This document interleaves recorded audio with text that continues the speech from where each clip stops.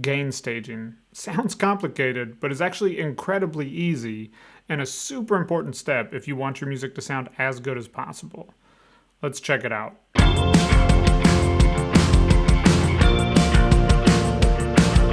Welcome back to the Band Guide, where we use GarageBand to create professional sounding music. I'm your band guy, Colin, and today we're talking all about gain staging. Again, it kind of sounds complicated, but it's actually super simple.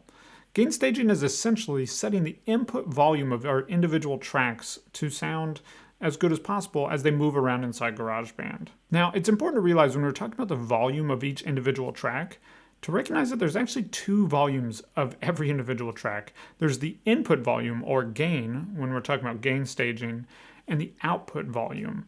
The output volume is our fader here. This is our volume fader. This is how loud we're mixing the signal into our mix, right? But that is wholly separate from the input volume. The input volume is not affected by this volume fader. The input volume is how loud it's coming into the track from how loud we recorded it, and then how loud it's traveling through our plugins, right? Let me demonstrate that for you. So if we pull up our compressor here, this is the dynamics processor. I've done a video on this, I'll link to it up here. This compressor is listening to this lead vocal here, and we can see it moving around on here, right? So that's the volume level coming into the signal. Now, if I turn this volume fader all the way down, that doesn't impact this at all. It's still hitting this plugin exactly the same, even though I just reduced this volume to negative infinity. There's no volume coming out anymore, but we still see the volume moving around on this compressor. So when we're talking about gain staging, we're talking about balancing the input volume so that when it hits the plugin, it hits it at an optimal level. So let me show you what I'm talking about here. I'm going to put a gain plugin on at the start of this chain, and this gain plugin is now happening after my recorded signal, but before my other plugins in my chain here. So it's the first thing in my signal chain, and we're going to add 24 decibels of gain here. So we're adding a lot of volume, input volume with this plugin. And now I'm going to pull up my compressor and look at how much louder it is, how much further up it goes on this input volume indicator here.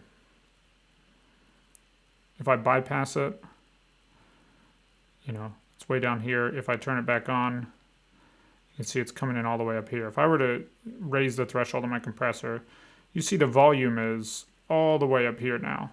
Versus if I turn this off, it's kind of hovering down here, right? So your plugin has a volume level that it's expecting to receive signal in. And you want to be sending signal into your plugins at the volume that it's expecting to see signal. We call this the digital audio sweet spot. It's where your plugins are going to sound their best. And so this is important, especially for our main tracks in our song, that they're hitting the plugins at the optimal volume. Now, the optimal volume is determined based on kind of old analog gear. Old analog gear would have a VU meter. I'll pull up an example of that. A VU meter is this guy. You might recognize it. Has this needle that bounces around. And it looks kind of confusing, but again, it's very simple. Essentially, a VU meter has calibrated this 0 point to be negative 18 decibels full scale. So the optimal recording level has been determined to be roughly negative 18 decibels. Decibels are a measure of volume. 0 is determined when things start peaking and sounding bad. So negative 18 is this optimal recording level. Now, to gain stage your session, you're going to need to download a VU meter. Luckily, this MV Meter 2 from TV Pro Audio is completely free. I'll link to it in the description below. It's a really great VU plugin, and it will help you in this stage tremendously. It's really the best way to do it. So this VU meter is going to show us this negative 18 dBFS, this ideal recording level. Again, this 0 has been calibrated to actually be negative 18 dBFS. So what we want to do is we want to pull it up on our signal, and what we want to look for is just that we're hovering around this negative 0 mark. So let's go ahead and do that on this vocal here. I was nobody's brilliant child, but I'm the oldest living son, and I've got such an honest smile that you'll forgive me when I'm done. Now, it might look like we're peaking at times because we're going into the red, but in reality, because 0 is -18, if we're hitting, it's saying we're hitting max 3, that's actually -15. So we're in this sweet spot that's still not too loud. And they say basically -18 up to -12. So you have about a 6 decibel range that's going to be that ideal spot. And so we're shooting for just hovering around there. Sometimes it's going to be a little bit below, sometimes it might go past, but as long as it's not going way too far past, you're still going to be in a safe spot. So this is recorded already at a good level, so we don't have to do anything different to gain stage this. But let's say you're working with a track that's either too quiet or too loud. What I love about this plugin is we can throw it on, let's say this guitar here. We can throw this plugin on, and let's look at the level of this guitar as it currently stands.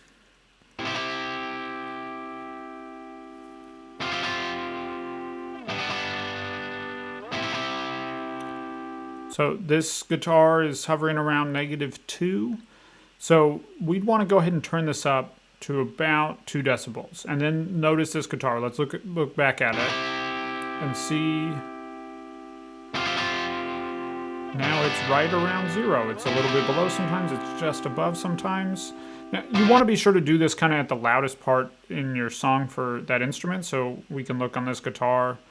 This appears to be the loudest part. The size of this waveform here is an indicator of how loud it is at any given moment. So that's the loudest part, or equal to the loudest part for that specific guitar. So what I've done now is I've added 2 decibels in on this track. So now when it hits these other plugins, it's going to be right in that digital audio sweet spot. And then there might be some things in our track that are just recorded a little bit too loud. Let's look at this bass up here.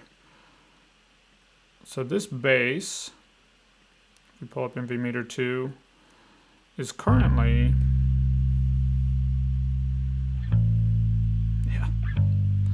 a little bit too loud. It's not crazy, but it's a little bit too loud. So let's go ahead and bring that down. It's going over about 8. Let's bring it down about 7, 8 decibels. See, now we're hovering around that 0 mark.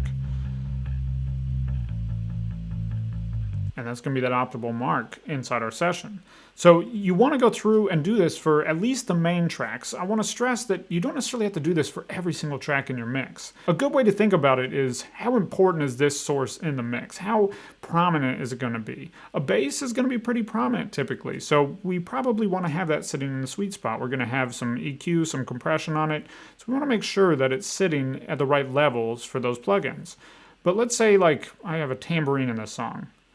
This tambourine, I'm not going to be doing a whole lot to it, so it's okay if it maybe is a little bit too loud or a little bit too quiet. As long as it's not peaking, it's going to be fine, because it's going to be mixed, really low in my song. It's not a problem. Now, one thing I'd stress about this that is a little bit different than in maybe Pro DAWs. If you've watched any videos on gain staging before this, you'll see that they can adjust the volume on the actual clip itself. So I could take this and I could turn up the volume on this clip. Well, GarageBand doesn't allow you to do that. So it's even more important with GarageBand to try to be aiming for that ideal, that optimal recording volume when you're recording.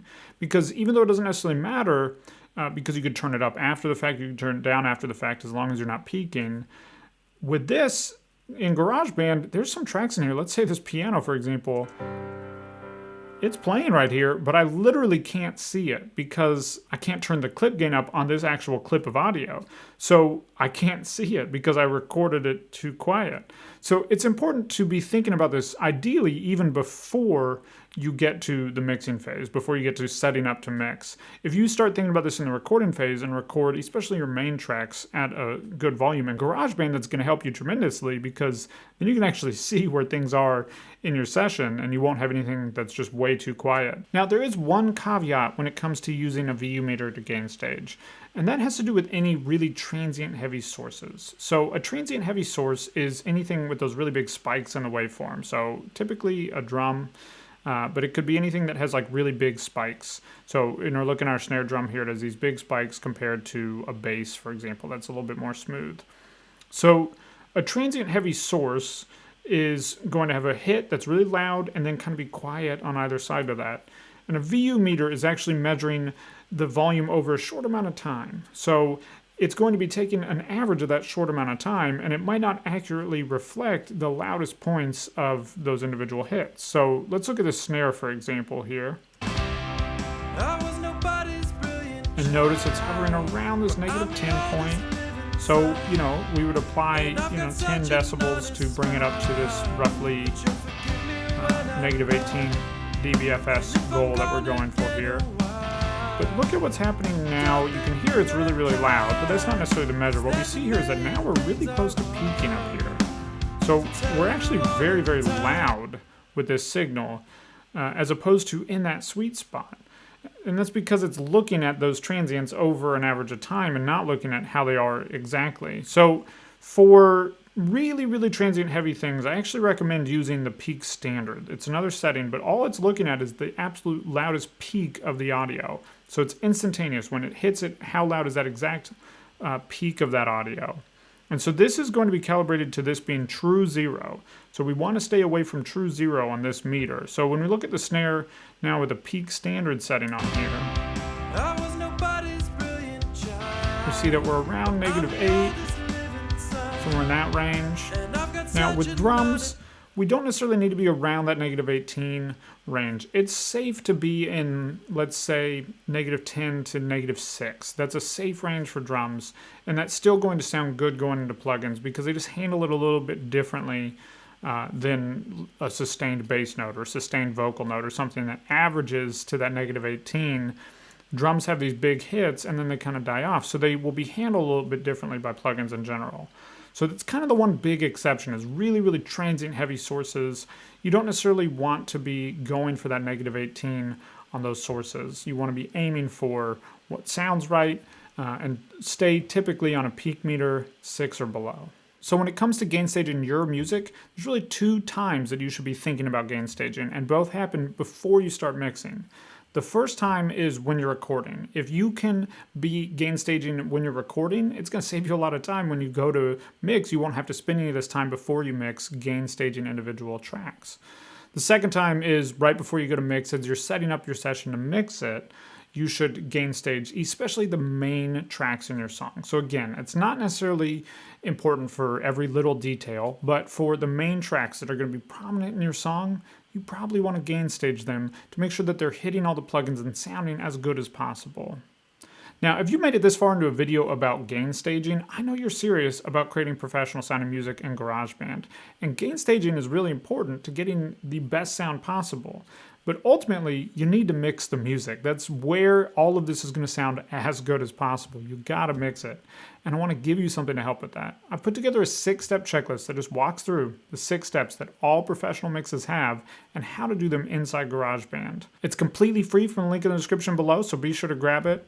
Before we go, I want to hear from you. Have you ever gain staged your sessions? Do you do it while you're recording, trying to record to this optimal level? Or do you do it before you start mixing? Or have you not yet gain staged any of your sessions? Let me know in the comments below. If this video was helpful, be sure to like, comment, and subscribe, and I'll see you next week in another video. One thing at a time.